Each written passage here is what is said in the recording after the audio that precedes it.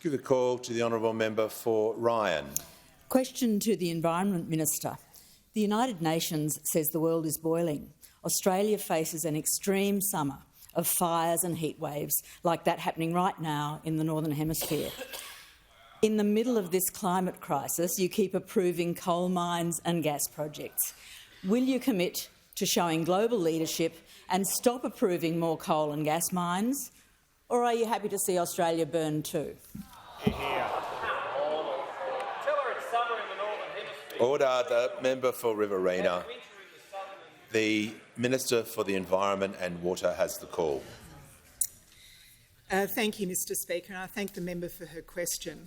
And I have to say to the member, I am absolutely proud to be part of a government that has been recognised overnight by UNESCO as taking action, strong action on climate change in order to save the Great Barrier Reef. Members on my left.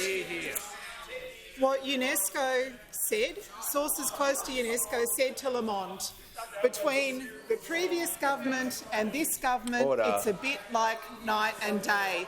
And indeed, it is a bit like night and day. Because under the previous government, you had 22 separate climate and energy policies. They didn't land a single one.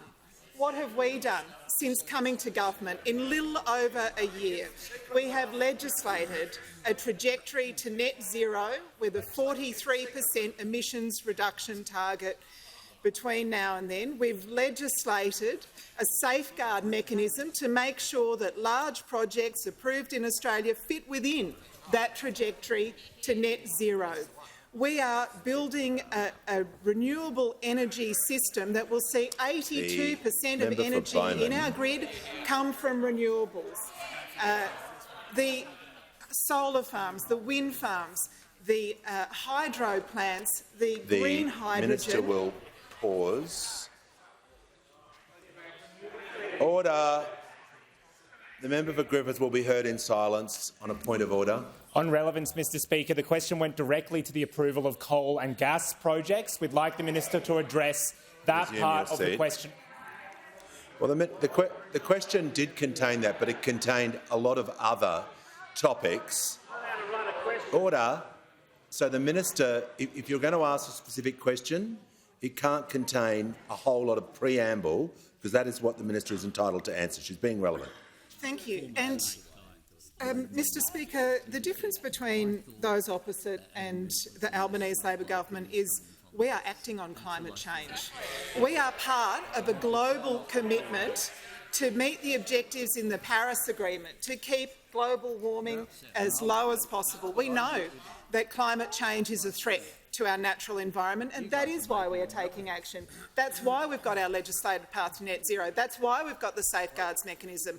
That's why we're investing in renewable energy projects. I've doubled the rate of approval of renewable energy projects since becoming Environment Minister.